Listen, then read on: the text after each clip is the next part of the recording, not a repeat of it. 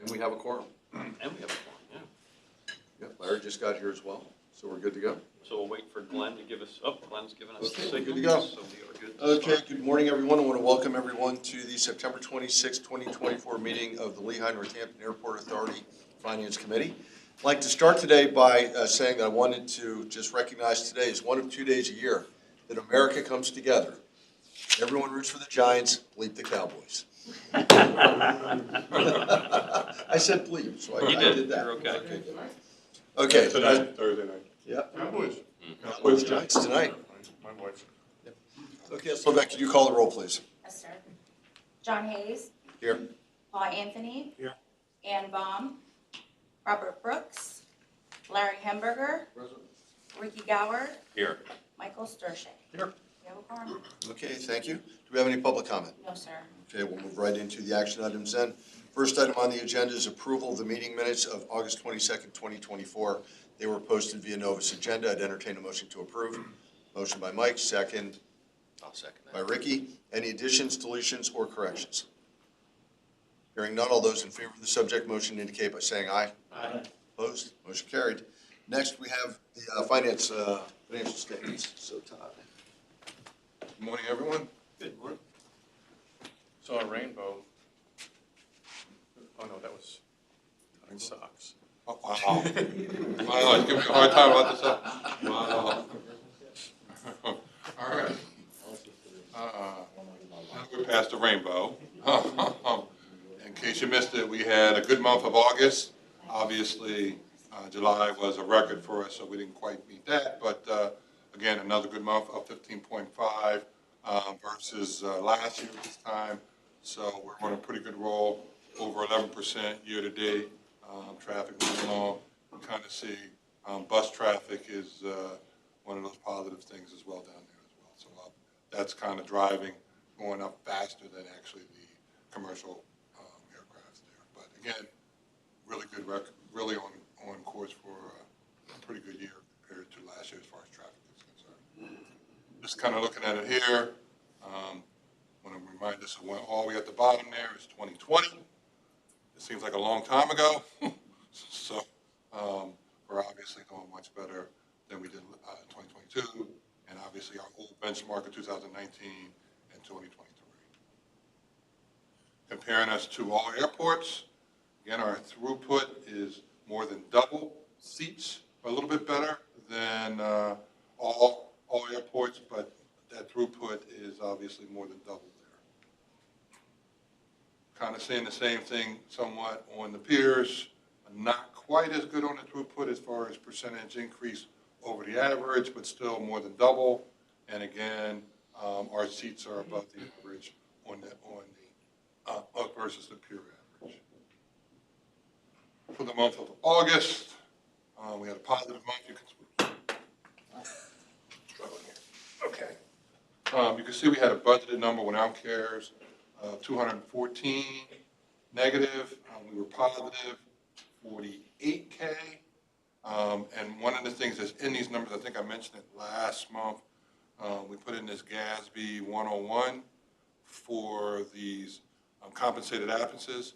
That final number is about 500,000, and we're going to put it in systematically each month. Obviously, we can't take a hit every month, but it'll be about a $100,000 hit from now to the end of the year, and that's built into that number there as a non-cash number, but obviously it's something that's built into the net income number. Again, here we are year to date. Again, favorable versus budget. Always like to look at the number without cares. This has an FYI as we're looking at the budget for 2025. I know we originally had another 400,000 budgeted for November. We're actually going to push that into 2025 because of some of the delays in construction. So that was kind of what we were going to use that money for anyway. Or should I say not construction, demolition. So we're just going to mass that up next year, but that's going to be pushed back. So, yes, go ahead. You have 2025 calendar year to use it. 2025 calendar year, correct. Although we anticipate using it earlier, but yes, 2025. That's the last year, no more kicking it after next year. Breaking down the variances, or should I say the profit centers, obviously top one up there is parking. and cares, and then some of the other items there, and you kind of see what's going on there. Then breaking it down, the big number there is really on the personnel side. It's the benefits. Most of that is coming on benefits. Some of the conservative assumptions in what we assumed who was going to take family versus single or even waiving out. It's obviously a lot more expensive if the person has a full family. And we're already looking at next year with our capital increase. Our initial increase is about 12% on our medical, which is a little higher than we've had in the past few years. So some of that favorability on benefits probably won't be there next year. Now, can you talk briefly about legal expenses there and the positive variance, even though we've had some unusual legal expenses this year?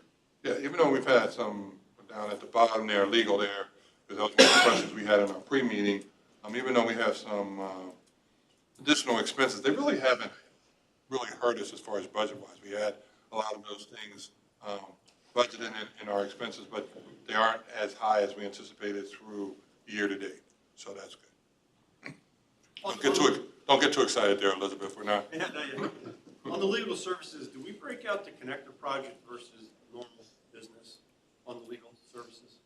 We do, yes. It is built out on the bill, yes. All right. So at some point, if we want to break that out, we could probably do that in some executive session where it is. But Okay, thank you. Was that the majority of our legal expenses then? no, we have we have a regular retainer and some other things and some day-to-day business that's just part of a community. Year-to-date, where we are as far as personnel, you can see that number is -7 versus budget, but still up 12% versus last year. Non-personnel down some of that timing, some of the things we talked about, and then you see 5% up versus last year. This is kind of breaking down the counts. Again, growing every year in 2022, we're at 206 full-time equivalents, which is what I look at. I know a lot of people like to look at full-time and part-time, but full-time equivalents would be the equivalent of 40 hours, all folks together, so it's kind of an apples-to-apples comparison. Breaking it down by departments. The only one there, I know somebody might say, why is that a negative? There was one additional person that's kind of a transitional person that we have in there that's kind of transitioning with somebody to learn some of the stuff that's before they kind of retire.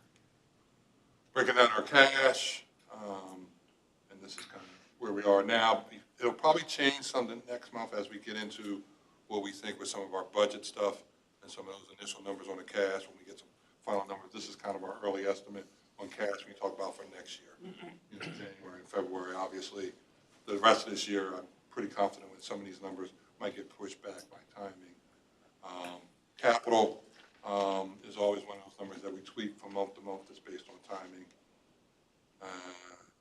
Then we're changing that restricted number, just pulling those numbers, so we can, that's one of the numbers that changed there.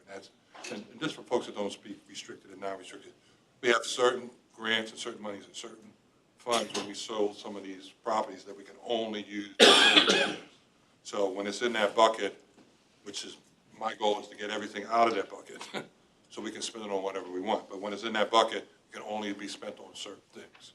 So I know Don speaks restricted. So when it's in that bucket, it's nice, but it's not the same as in the general bucket. So you can't spend it on personnel. You can't spend it on anything. It's only on certain things. And then kind of breaking it down, our new reserve number 180, breaking down our peer average from 2022 and then 2023. Any questions? Again, we had a positive month. That is, for those that are counting, 8 months in a row of positive net income without CARES. Any questions? Hey, how are you? Any questions, concerns? Okay. Go ahead and entertain a motion to accept the finance report. I'll make that, John. Made by Paul, second. Or by Larry, before you got your hand up, Mike. Okay, any additional discussion? Hearing none, all those in favor of the subject motion indicate by saying aye. Aye. Opposed? Motion carried.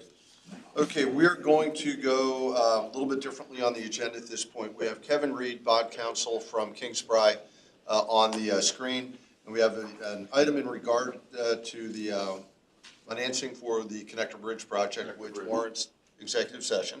So we've discussed this with council. So I'd entertain a motion to move to executive session. Motion by Mike, second I'll by second Ricky. that. All those in favor of the subject motion indicate by saying aye. Aye. Opposed, motion carried. Okay, we'll move into executive session. In progress. Okay, we've now exited executive session. Council Marcon, could you review what we discussed in executive session, please? Sure. The committee took an executive session to discuss legal strategy and advice on a matter bearing on potential litigation. It was informational in nature, and no votes or decision-making or deliberations were made during the session. Okay, thank you. Okay, I'd entertain a motion to approve the financing package for the fixed rate for the financing package for the terminal connector project at 5.68%. I'll make that motion. Motion by Mr. Stershik, second by I'll second that, John. Mr. Gower. Any discussion? Hearing none, all those in favor of the subject motion indicate by saying aye. Aye. Opposed? Motion carried. Okay, thank you, everyone. Kevin, thank you very much. We appreciate it. Thank you all. Thank you Have for a good day. having me. You too. Bye now. Okay, last item on the action item section of the agenda is approval of the 2025 MMO. So Todd, I'll turn it back over to you again. So every year around this time, we do our MMO, which is our minimum municipal obligation for next year for our pension plans, both defined benefit and defined contribution. So this is kind of the layout of kind of what it is at this point. The MMOs up there, minimum municipal obligations. The top two are there are the true defined benefit pension plans. The other items on here are the defined contribution plans. The 401As, like I said, are all defined contributions. The additional contributions are the contributions that we've made to employees that are not in defined benefits, an extra 2% that we've done optional for the last few years to kind of make them somewhat, to make up some ground when we're doing a little bit better. And then over here on the union, on the union employee contribution, in order to keep the defined benefit going forward, I want to say it was in 2019, they agreed to take contributions for new employees going forward. So that's kind of the numbers. And this is, I know it's a little busy, but it's kind of breaking it down over years. So this is 10 years. So you can see since 2016, our costs have went up more than triple from what it was in 2016. We went up to $1 million in 2018, then went down. We were in the 800 range. And now we're back up to 1.2, 1.3 the last 2 years. And some of that's a function of our funding level that we talked about and some of the other changes that we've made to make the plan stronger. This is a letter that Tom puts together that this is kind of what's in there that kind of makes up the authority's contributions on those numbers. Doesn't include the other things that the employees are contributing, but that's the 1.2 that's in his letter that has to go out every year around this time. I think that's it on that one, yep. So that was just the minimum obligation. So I think at that point I have the discussion items on the other stuff after this. So at this point, I think you need to take a vote on the MMO for. Oh, okay, we'll do that first. Yeah, then the other one's a discussion item. Okay, sounds good. Okay, I'd entertain a motion to approve the MMO as status presented. Paul, Mike, discussion? Just want to make my annual comment. One of the most important functions of the board is continued oversight of the pension obligations that we have to our unions. And it is crucial that we maintain healthy levels in those accounts because when you get behind the 8 ball, it gets ugly very, very quickly. See Illinois as an example, see many other examples of significantly underfunded plans. We are in a good position in that regard, and we want to make sure it stays that way. So this is an important section of oversight for the board. So I make that speech on an annual basis. You can tape that when I step off the board at some point. Play it back every year. Or I can come back as special guest appearance. Yep. Okay, we've got a motion and a second on the floor. Any other discussion? Hearing none, all those in favor of the subject motion indicate by saying aye. Aye. Opposed, motion carried. Yep. You could put that up on the wall, John. We should. It could be a plaque.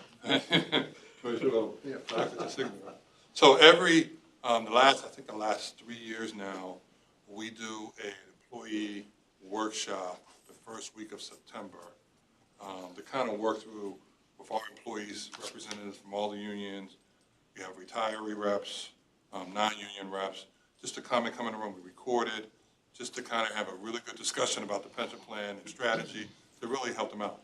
We talked about Mission Square and a lot of the things. It's an education session to help people make good decisions on it.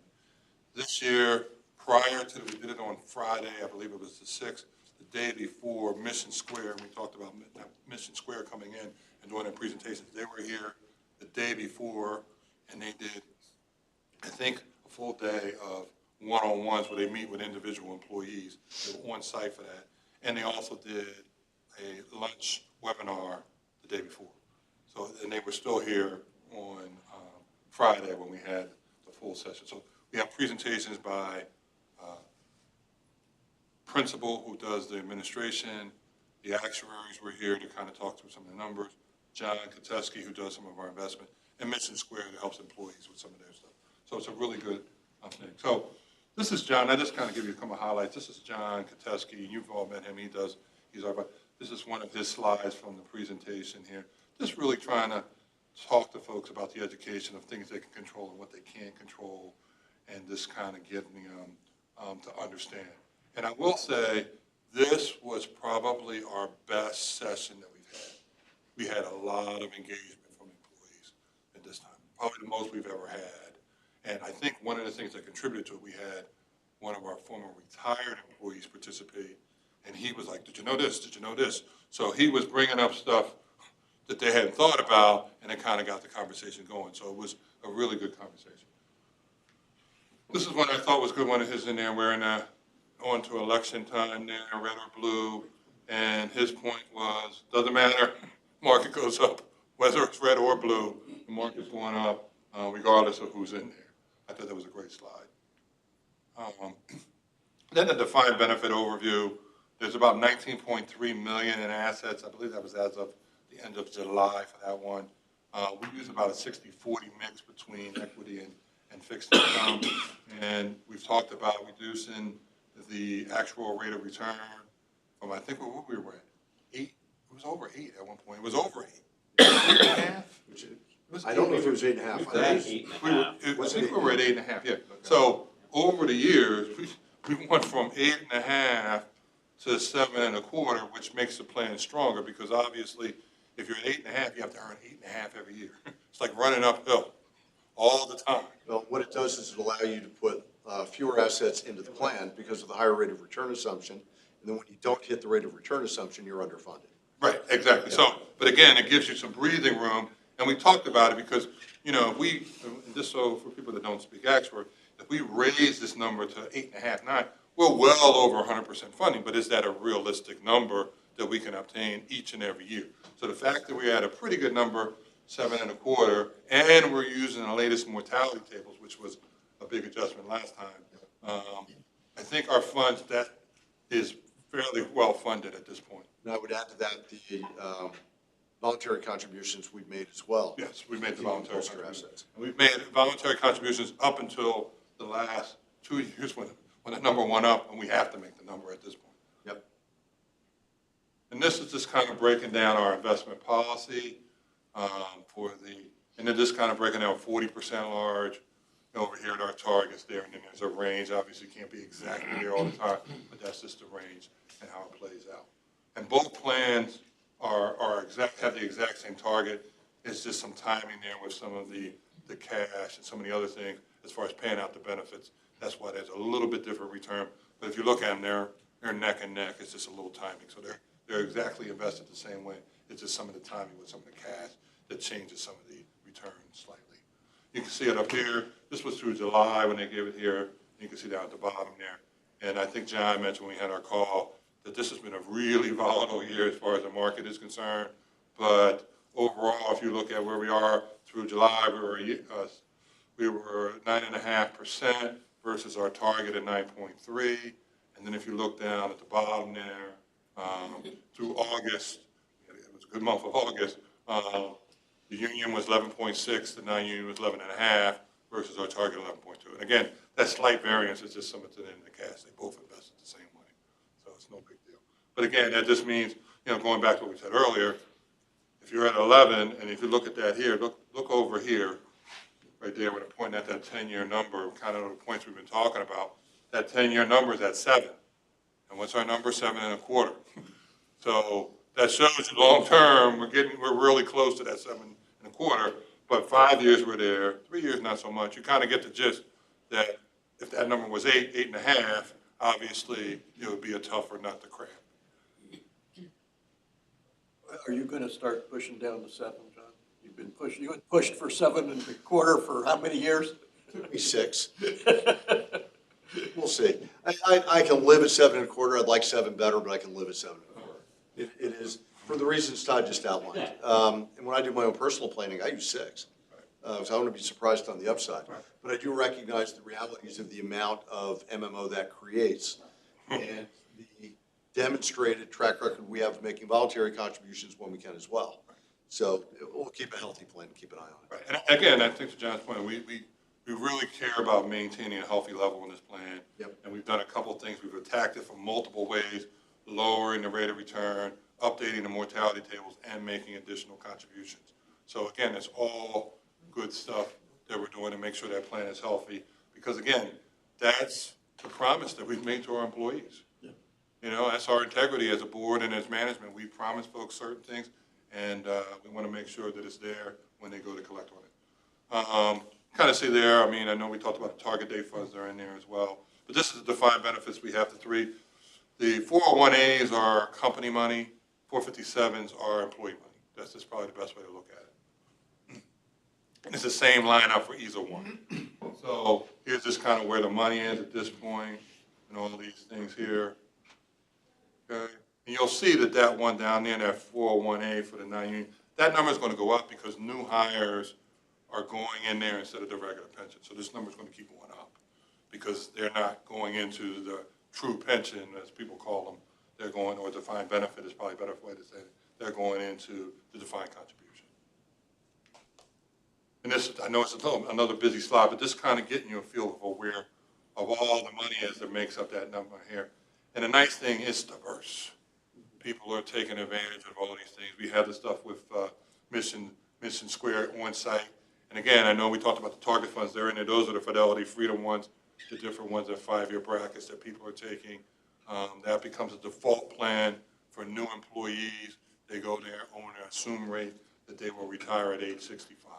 So it's around, it's a range. You don't have for every year, it's 5-year brackets. And then here, one of the things we talked about, and that just kind of shows what we've been doing, is remember we talked about employees in that stable money market fund. That was a concern for us long term. Remember that the conversation?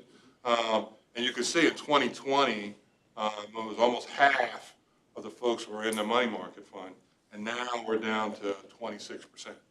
So that's good stuff. And again, it's a lot of different things we came in with the target, the education, but a lot of these things, and you keep talking about it, and hopefully people get, you know, they learn about it. But obviously, that's something we should feel good about. The next thing for us to focus on is this one on, and we talked about it again at the workshop. We're going to do some more texting and more of these things, is the signing beneficiaries for your defined contribution plan. You have to have a beneficiary. Otherwise, as John said, you're going to have a lawyer that you're going to have to pay to take care of your loved one. Yeah, it's got to go to probate. Right, so again, it's not something you want to do. If you log on, if you don't have a beneficiary, it immediately says, you need to sign up for a beneficiary. That's the first thing it says to you when you log on. But again, folks need it. I don't know how often they're going in and looking at this stuff, but it is a conversation that we continue to have, and that's our next kind of big thing to make sure we get folks to sign up for beneficiaries so that, you know, their intent is actually done without going to a lawyer. Would it be possible to reach out to the employees that have not named a beneficiary directly, as opposed to? I think at blanket one emails? point we sent them emails. Okay. I know That's it's a double-edged sword It's touchy sometimes. in terms of privacy, Right, but people go, how do you know that? You know, but certainly, you know, and it's an anonymous kind of, hey, you know, but people get upset. You're not trying to do it for any other reason than to help them, but But you could send one to everybody, so We do, if you but haven't again, already, yeah. John's point was more targeted. I It's got like, you. well, how do you know? As Mission Square meets individually with people, That's the first thing they bring up. they is they bring meet that with up, them. okay. But if you think about it, the person that's meeting with Mission Square Likely has already. are already signed up. It's the person that doesn't meet with Mission Square, that's already been here, that doesn't have the target date fund, that doesn't have any of this stuff, Yeah. that doesn't ask any questions, doesn't tone in. That's the person, and that's representing 30% of our population. Yeah. So we got to do a better job on that. So that's our next focus, to kind of help folks out with that. Any questions on this stuff? I think it was, like I said, this was by far the best session we had, mainly because what happened in the last few sessions, I'm the one plugging the questions out there because nobody's asking any questions. So it's like, oh, he's just asking. But they were asking the questions, which was great, questions that they cared about. So I thought that was really good. Good question, just a comment. You raised the point about having a former, a retiree there to help along with that discussion. Is there any way to seed that every year to make sure that Well, we? every year- That really helps. No, every year we reach out because we want a representative from the retiree group to come out to speak, because you would think they care about the payments and, Right. and how processing and all that. So we want them to be there, but you retire, you're not always eager to come back to where you used to work. But this particular employee came back, he was cheerful about telling all the things that he knew, and he was tooting our horn about all the stuff that we told him that he didn't believe until he was retired. Yeah, okay. We're still doing the props award, right? Yes. Any retiree that comes back to this, why don't we automatically give them a props reward as a retiree? That way there's recognition for taking time out of their retired schedule, because it adds value, because they've lived through the process. And we can certainly reach Yeah. out to multiple retirees, Yep. to try to get participation from that group. And we do, we do. It's not as easy as What can we put on the table? No, I agree with you. Like I said, Provide an incentive. this was good, and you didn't know how it was going to play out, but it's good. We try to encourage these things, and this was organic, so it was great. You had a question? Dawn? That was exactly what Mike said. Okay. Any other questions? Yeah, what's the props reward? Positive rewards for outstanding performance or service, those are typically given by other employees or customers to employees at the airport for going above and beyond their job description to assist or provide excellent service. So if we get a retiree to get out of pajamas, we're gonna give them a props reward. I would. Glenn, you're up, Al. Actually, I appreciate it, I didn't know what it was. Sure. Yeah, the awards are in the newsletter periodically. That's where I picked it up. I got you. Yeah. Appreciate it. Any other questions? Paul, you Yeah, have I'm just a little troubled on the beneficiary, because when you get a new hire, they fill out paperwork. Mhm. If they don't list the beneficiary, what happens? You just push it through? Well, no, when they have to go on to the Mission Square, that's a I'm separate. talking about, like, a new hire has to fill out paperwork, right? Mhm. Yep. They fill out the paperwork. If they don't fill in the beneficiary, we just push that through without saying, hey, here's the beneficiary paperwork. No, we go through our benefits, but this is the mission, this is their money. I get it. No, I But understand. can it be a But- requirement? But she was saying to do it when they come in. Yeah, what does Mission Square send them paper to fill out? I thought it was I think it's online, to be honest. That's how most, And you just fill it online you after? go on and put in who you want as So can beneficiary. it be a required field?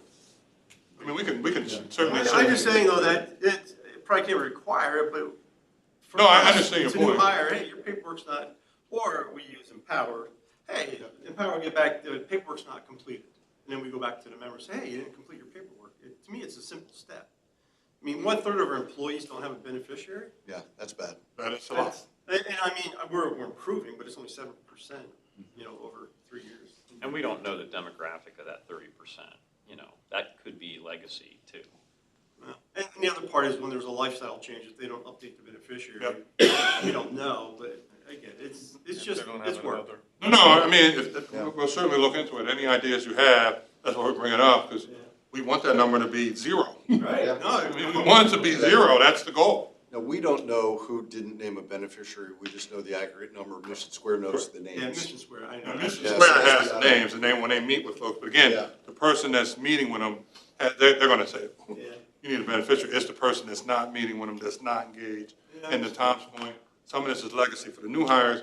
My guess is we might be getting them, but if we're here for 10 years, what are you gonna do? Right, and again, if they change their lifestyle, Right. they don't update it. I mean, That happens. theory, and I think Yeah. one of the things we probably should do is every year, send something out, to remind folks, when we do our regular open enrollments, to remind folks to check all their beneficiaries at that point, just kind of like an annual checklist. Again, we're focused on it, hopefully we'll get there, but I understand your frustration, because we're just as frustrated as well. Back on Paul there, like the lifestyle change, it's really bad when the new wife comes in and the old wife gets the money. Yeah, I It's think, not good. I'm just saying, it's not good. It's worth paying. We see those, we see how that works. I imagine you guys have seen it once or Usually twice. not your We see it. and maybe some kind of explanation as to why it's important would be helpful too. I get you, and again, we'll keep you posted, but, no, I understand your concern. It's something we care about as well, so. Appreciate that. That's a Thank real you. life example. Doing good. We've dealt with it. Any other questions? Is Chris there? Any questions from Jim or Chris? Chris just Yeah, wants to I'm look. here. Okay, sounds good. You're early, Chris. So can we get there in about 30 seconds? All right.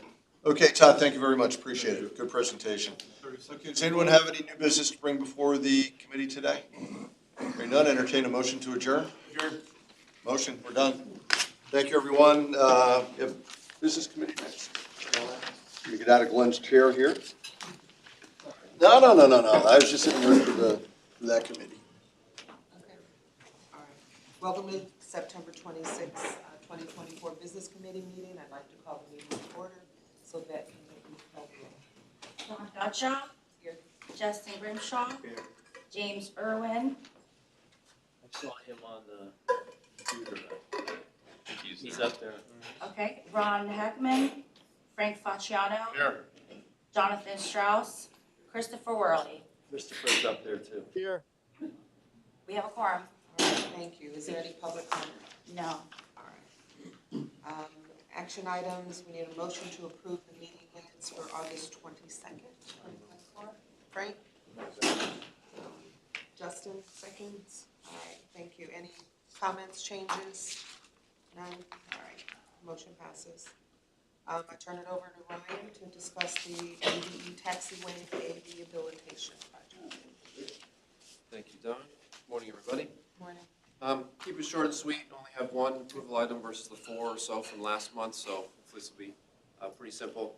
Really what we're looking for, and we've talked about it in our capital project updates, is to award the bid for the Taxiway Alpha Rehabilitation Project, the associated professional services with these 2 grants that we got over the last 2 months. So really what this includes, and again, which we kind of showed before with the committee, is rehabilitating a portion of Taxiway Alpha here at ABE from Alpha 7, which is the end of runway 6, all the way over to Bravo, which is on the east end of runway 1331. In order to apply for the grants, you have to get the bids in hand. So back in July, we did receive 2 bids from both contractors that we've used for different various packages for the runway. The H&K Group was the lowest responsible bidder for this package, coming in at $8.1 million.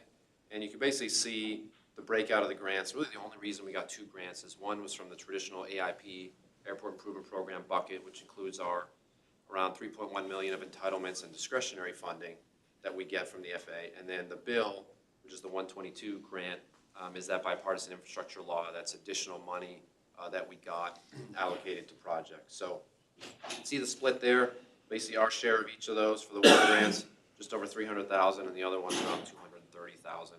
Again, 90% of this is funded by the FAA, the other 5% from the state.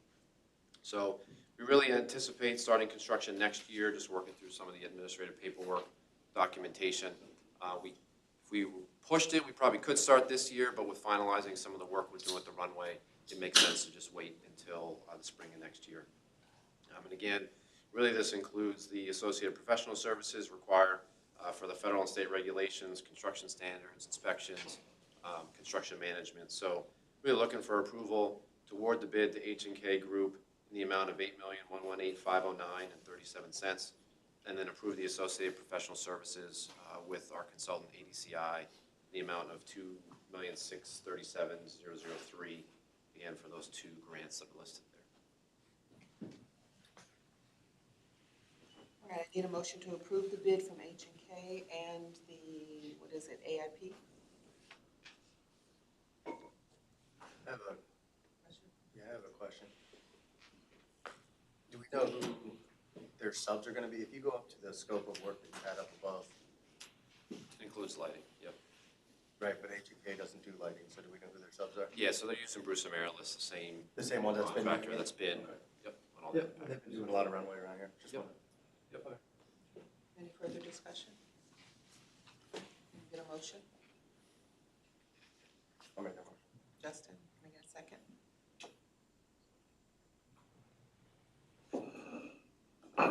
Frank, Jim, Chris, anybody? Here comes. Chris, Made unmute. myself. No. Chris, I think. Somebody Chris, second from Chris? Sorry. Okay, Yeah, second, sorry. thank you. All in favor? Aye? Aye. All right, the motion passes. Discussion items, Ryan, again, to discuss the capital campaign updates. Great, all right, thank you. So again, going on our traditional update, talking about runway 624, looking to finalize construction for the year around November 1st.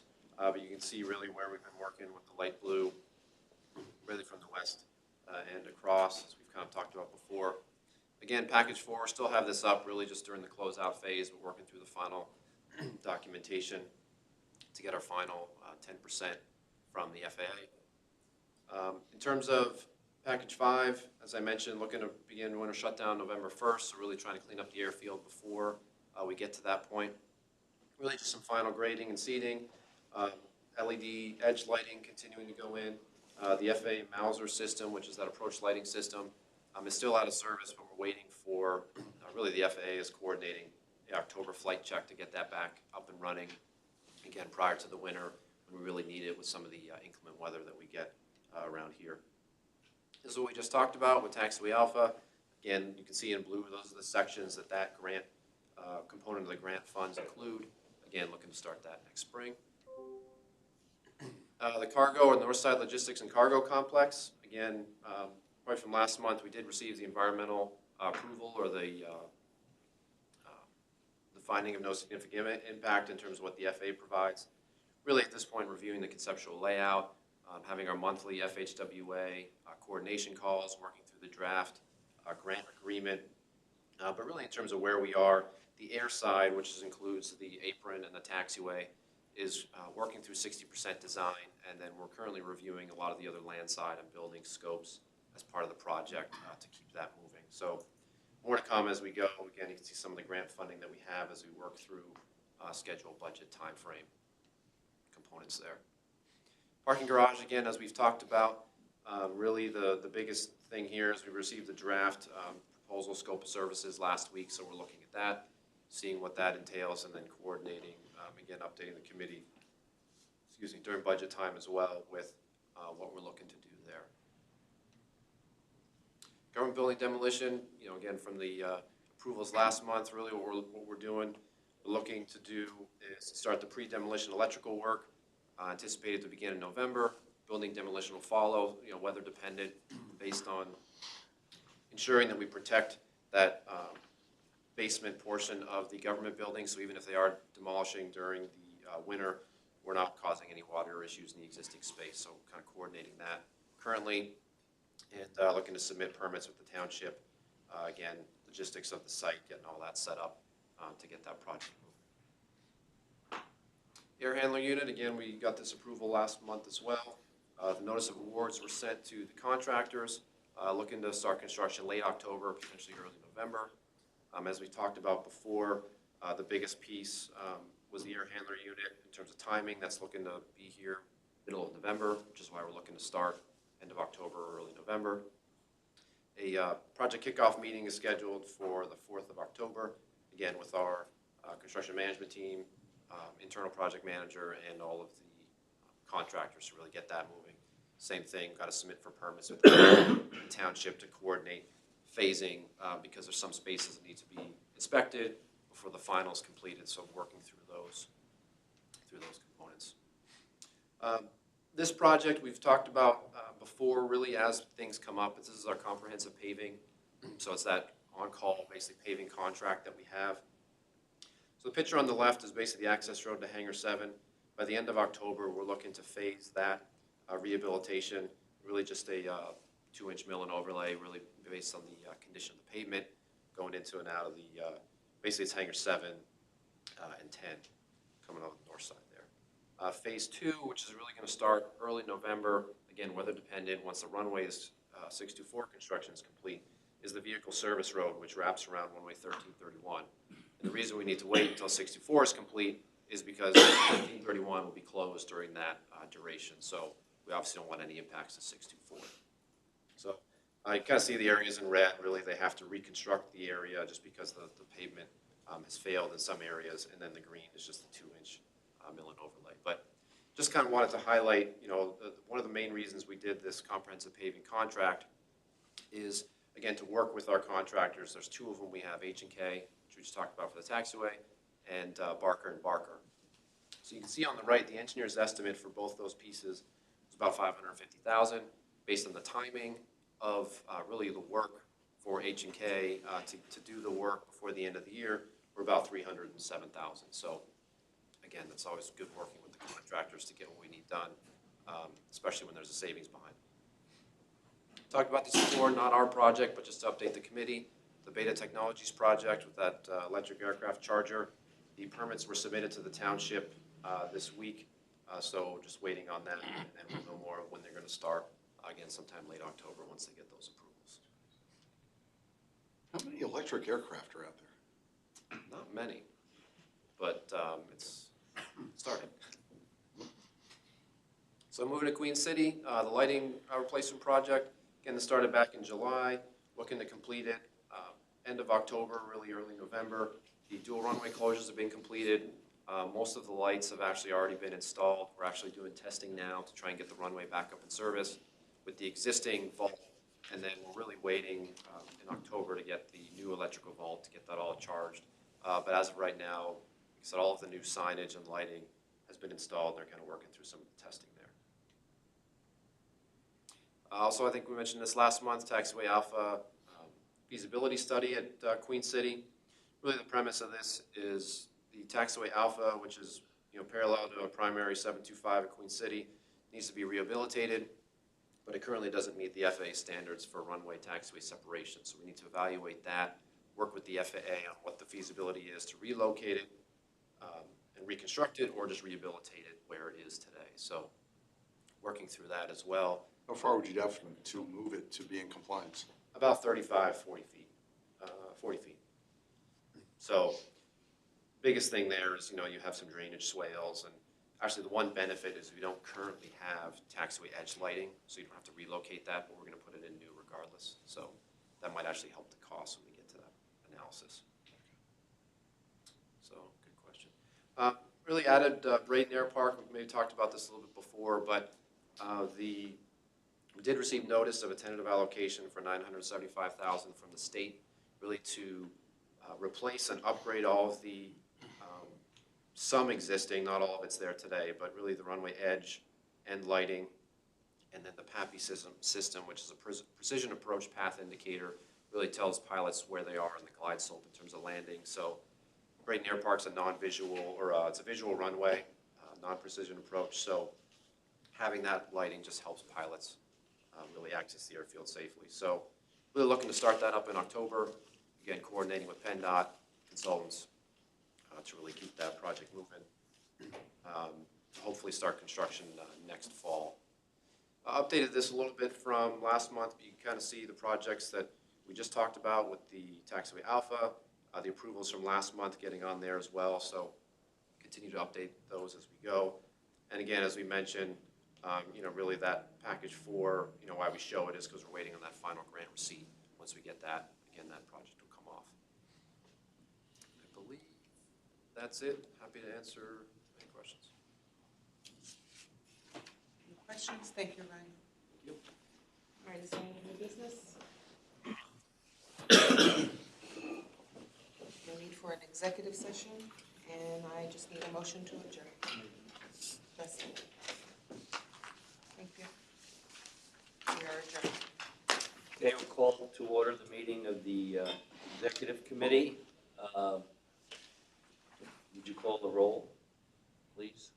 Glenn Reedman, Present. Michael Sturshik. Here. Frank Fasciano. John Hayes. Here. Paul Anthony. Here. We have a quorum. Do we have any public comment? No, sir. Okay, we will go to the approval of the minutes of August 22nd, 2024. Do I have a motion? So moved. John, Second. Mike, second. All in favor? Aye. We have approval of our attorney's invoices for August of 2024. I'll take a motion for that. A motion, Glenn. Second. Second, all in favor? Aye. Aye. And now we'll go to the approval of the amendment to the hotel term sheet, and I imagine that's Darren. Yes, I think we were gonna ask for an executive session to do the development update and talk about that at the same time. Okay, And then the approval will be done The people will after. come out to do the approval and after exec session. okay. I have a motion to go into executive session. Mike, second, Paul. All in favor? Aye. Aye. Contract for legal advice and counsel there, and we'll have a vote coming out of this. And then we also did discuss pending litigation matters. During the session, no deliberations, decision-making, or votes were taken. Thank you. I will now entertain a motion to move the amendment to the hotel term sheet to the entire board on Tuesday. So moved. Second. Second. All in favor? Aye. I'm gonna take it to the full board. All right, the next item on the agenda is the solicitor rate adjustment for 2025. Do we have any discussion on that? Or, do you want to bring that up? Sure, we did receive notice from the solicitor's office regarding an adjustment for the rates and retainer adjustments for Florio Perucci. Existing retainer is at $9,000 per month.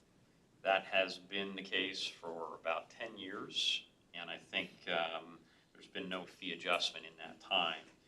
Really, they're requesting to move that beginning January 1 from $9,000 to $11,500, and then adjusting some of the hourly billing rates for partners, associates, and paralegals in the same sort of adjustment. So that's really what was provided, and if that's something the board wishes to entertain, we can do that and incorporate that into budget. We can certainly vote on that. Board can make that decision or vote on that for, as early as Tuesday, or certainly they can wait till October, and we still have time to incorporate that into our 25 budget. Any discussion on this? From my perspective, it's amazing that we haven't had an adjustment in 10 years. I mean, and we haven't had a decrease in the level of support over that time. That's. Yeah, that's the second part of that. Yeah, agreed. Agreed. Yeah, I'm not opposed to it in concept. I'd like to see how it fits in the budget numbers, which is why I'd wait to vote on it as part of the budget, but on the surface, I'm not opposed. It makes sense to me. Yeah. Great. As long as we can work it into the budget time. Yeah, and that's not going to be an issue for us. So. Okay, so we do not need any vote. We'll just move it to the budget session. Okay. All right, and the bylaws?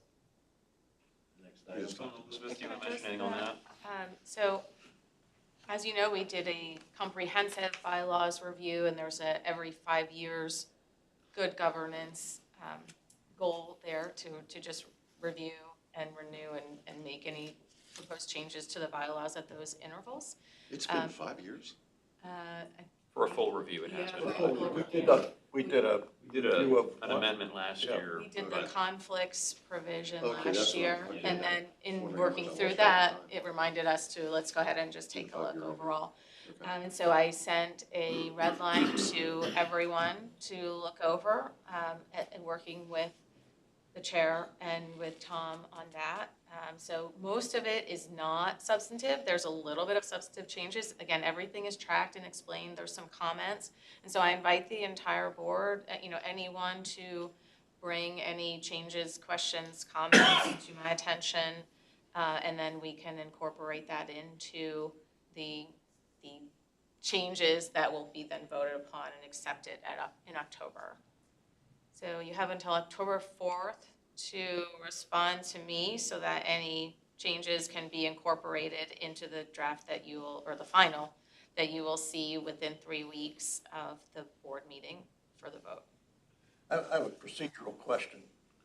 If someone wants to make a change to the bylaws, and they don't get the change to you by October 4th, when we take this to a vote, whatever, 21 days after the notice is sent out, can amendments be made at that meeting before it's voted upon, or do they have to wait another 21 days for that to be voted on? Yes, so we would make any changes subsequent and then have another 21-day notice. So there's a final form that you're reviewing and then voting on. So if you don't do it by October 4th, don't do it.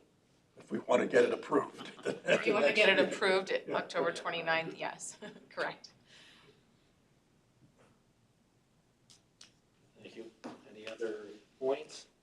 Any new business? We've had our executive session. I'll take a motion for adjournment. So moved. Second. We are returned. We will see you at high noon on Tuesday.